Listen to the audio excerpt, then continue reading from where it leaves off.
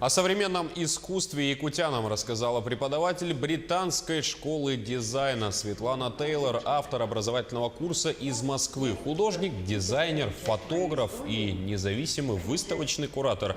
В Якутск она прилетела в рамках образовательной программы 5-й международной якутской биеннале. Светлана выступила на темы «Вариант подхода к собственной выставке, основные методы и практики» и «Руины против нормы». Я расскажу про новую волну руин, как сегодня люди пытаются создать какие-то реконструкции.